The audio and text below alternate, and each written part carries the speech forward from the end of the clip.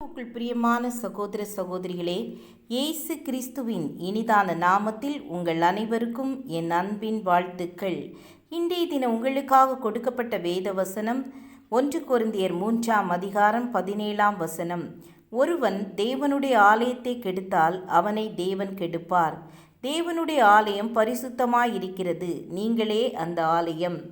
ஞாயிறு தோறும் தவறாமல் ஆராதனையில் கலந்து கொள்ளும் புகைப்பழக்கத்திற்கு அடிமையான ஒரு மனிதன் இருந்தான்.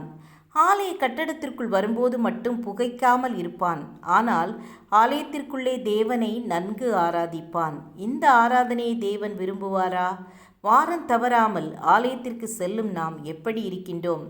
பொழுதுபோக்குகளுக்கும் கேளிக்கைகளுக்கும் சமூக வலைத்தளங்களுக்கும் போட்டிக்கும் பொறாமைக்கும் துர்க்குணங்களுக்கும் விபச்சாரத்திற்கும் போதை வஸ்துகளுக்கும் நம்முடைய சரீரத்தின் அவயங்களை விற்றுவிட்டு தேவனை ஆராதிப்பது தகுமோ?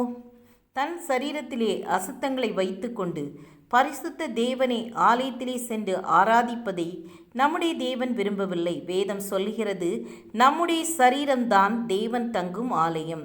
எனவே நம்முடைய சரீரத்தை எந்த ஒரு தவறான பழக்கத்திற்கும் அடிமையாக்கக்கூடாது. நம்முடைய சரீரம் இயேசு கிறிஸ்துவால் கிரயத்துக்கு கொள்ளப்பட்டது. நம்முடைய சரீரம் கிறிஸ்துவின் அவயமாயிருக்கிறது. எனவே நம்முடைய சரீரம் நமக்கே சொந்தமானதல்ல. ஆகவே நம்முடைய சரீரத்தினால் நாம் நம்முடைய தேவனை துக்கப்படுத்தாதபடி பரிசுத்தமாய் காத்துக்கொள்வோம்.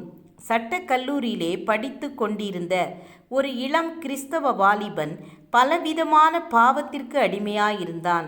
ஒரு நாள் இயேசு சிலுவையில் தொங்கும் காட்சி அவன் கண்டு தன் சரீரம் செய்து வந்த பாவங்களால் குற்றுணர்ச்சி அடைந்து மனம் திரும்பி இயேசுவுக்கு தன்னை ஒப்பு கொடுத்தான்.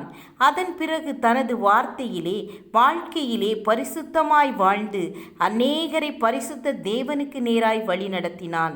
தனது 83 வயது வரை தன் சரீரத்தை கரைப்படாதபடி பரிசுத்த வாழ்க்கைக்கு அர்ப்பணித்து வாழ்ந்து காட்டினார். அவர்தான் எழுப்புதலின் தந்தை என்று அழைக்கப்பட்ட சார்லஸ் பின்னி. நாமும் தேவன் தங்கும் நம் சரீரத்தை பரிசுத்தமாய் காத்து கொள்வோம். ஜெபம் செய்வோம். எங்களை நேசிக்கிறதான அன்பின் பிதாவே, எங்கள் உச்சம் தலையிலிருந்து உள்ளங்கால் வரையிலும் பரிசுத்தமாய் வாழ எங்களை அர்ப்பணிக்கிறோம். எங்கள் ஒவ்வொருவரையும் பரிசுத்தப்படுத்துங்க. உமக்கென்று வாழ உதவி செய்யுங்க.